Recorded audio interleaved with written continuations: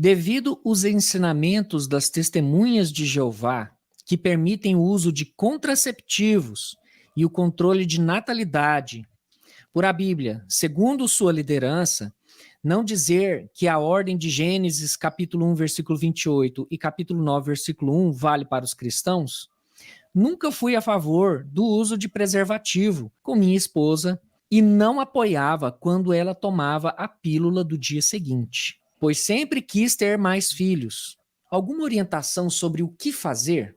Então, eu estou percebendo que a questão do Ângelo é muito mais de relacionamento conjugal do que de testemunho de Jeová, né? Então, assim, ele está querendo entender como resolver essa questão, porque ele quer se acertar com a esposa para poder ser um católico praticante, Exato. fiel. Então, maravilhoso, Ângelo, maravilhoso. Esse é o ponto que você precisa resolver aí na sua jornada. Vamos lá, gente. Contracepção é pecado, pecado grave, tá? É pecado e pecado grave.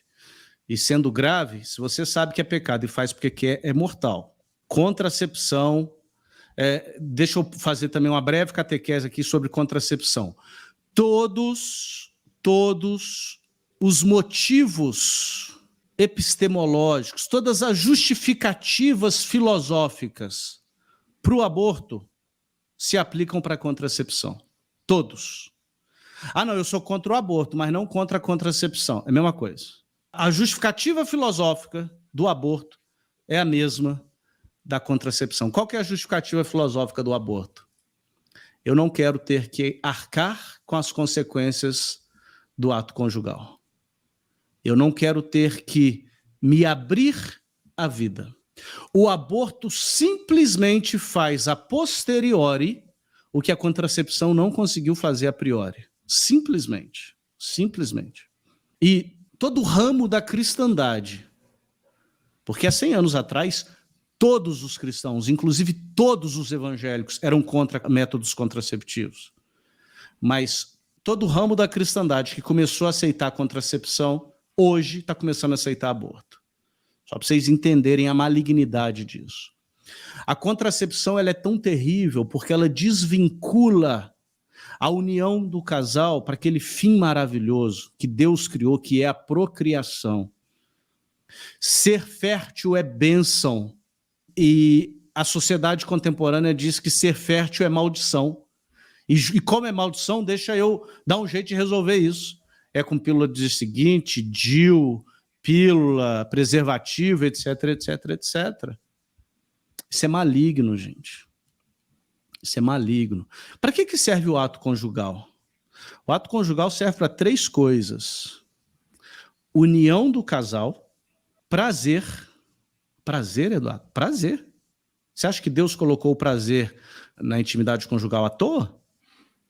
Prazer e procriação. E esses 3 princípios estão intimamente conectados, de tal modo que quando você viola um desses princípios, você está indo contra o propósito criacional de Deus. E ao ir contra o propósito criacional de Deus, isso é um pecado. E isso só traz desgraça. O Papa Paulo VI, na bula Humani Vitae, eu não sei se é bula, depois alguém consulta aí e me fala se é bula, se é encíclica, eu não lembro ao certo. Mas o Papa Paulo VI, na Humani Vitae, ele é profético. Ele fala assim, se os métodos contraceptivos forem amplamente utilizados, as mulheres vão ser cada vez mais desvalorizadas e o sexo cada vez mais dessacralizado. Profeta. Então, é encíclica que ó, o Michael tá me ajudando aqui. Obrigado, Michael. Encíclica. Obrigado. Outro dia, minha esposa falou uma coisa que eu achei muito interessante. Ela falou assim, tem gente que toma pílula, né? Que é um remédio. É um remédio para combater qual doença? A fertilidade, né? Olha, interessante. Né? Interessante. Então, assim, isso é terrível, tá, gente? Se você não quer arcar com as consequências maravilhosas da intimidade conjugal, não tenha intimidade conjugal. Tá? Simples assim. É para gente grande. É só você pensar nas consequências. É para gente madura. Não menospreze esse presente que Deus te deu, que é a sexualidade humana, e viva-a para a glória de Deus. Eduardo, como viver a sexualidade para a glória de Deus? Muito simples, com a sua esposa, de maneira monogâmica, heterossexual, dentro da aliança do casamento e aberto à vida. Tendo feito essa breve catequese aqui sobre esse tema, eu quero dar uma orientação para o Ângelo aqui, que fez essa pergunta. Primeira coisa, Ângelo, lute pela sua família. Vai lá buscar sua mulher na casa da mãe dela, traz para casa. Segunda coisa, faça a sanação radical do seu matrimônio. Terceira coisa, e aqui é um posicionamento meu, pecado, ele envolve culpa, intenção, responsabilidade. Há 2 semanas atrás, eu apanhei pra caramba de vocês porque eu disse que não existe maldição hereditária. E eu bati nessa tecla. Por que não existe maldição hereditária?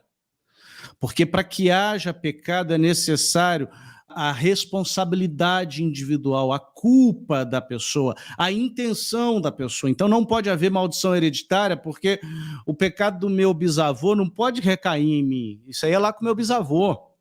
De modo que, em casais casados, em que um dos cônjuges quer praticar a contracepção, o outro cônjuge não pode ser responsabilizado. O outro cônjuge, ele está cumprindo as obrigações matrimoniais dele. Essa é a minha opinião. Então, se depois que você se casou na igreja, a sua esposa continuar praticando a contracepção, você não peca em ter intimidade conjugal com ela. Porque não é a sua intenção fazer a contracepção. Mas ela está fazendo, o que você vai fazer? Você vai enfiar o dedo na goela dela para ela vomitar a pílula do dia seguinte? Você vai enfiar a mão no útero dela e tirar o DIU? Isso é com ela. A culpa será dela, a intenção é dela, a responsabilidade é dela. Eu quero tirar esse peso de alguns casais, Edson, porque a gente tem muitos casamentos mistos, muitos. E um dos dois quer servir a Deus fielmente, e o outro não quer. O outro quer praticar a contracepção, mas a contracepção está sendo praticada por tabela, ele não tem culpa, ele não tem intenção, ele não tem responsabilidade. Tá? Eu sei que isso é controverso. Alguém pode dizer assim, Eduardo, mas então ele está levando o outro a pecar? Não está levando o outro a pecar, o outro está pecando porque quer. O outro está levando porque quer. Foi uma decisão livre e consciente do outro de colocar um preservativo, ou da outra de tomar uma pílula no dia seguinte, que, aliás, é abortiva, tá, minha gente? Que, aliás, é abortiva. Então, assim, traz sua mulher de volta para casa, busque essa sanação radical, ame-a profundamente. Eu esqueci de falar isso. Ame-a profundamente. Você vai amar tanto essa mulher, mais tanto, que ela vai até querer casar na igreja católica, ela vai falar assim, meu marido mudou demais, velho. Esse negócio de tornar católico fez bem para ele. Uma pessoa falou assim, ô Eduardo, eu era de igreja pentecostal e meu marido era católico não praticante. E aí ele começou a praticar e começou a frequentar a igreja, e esse homem mudou tanto que eu vou me casar com ele na igreja católica. Olha só, o testemunho do marido fez com que a mulher quisesse casar-se com ele na igreja. Então, história real, recebi pelo Instagram. Ame tanto essa mulher que você não vai precisar nem da sanação radical. A mulher vai falar assim, não, vamos casar. Véio. Esse negócio de virar católico mudou você demais, meu amor. E aí depois, se ela ainda quiser, você vai orientá-la, mas se ela ainda quiser praticar contracepção, isso é ela com Deus. Você não tem culpa nesse cartório aí. Essa é a minha opinião.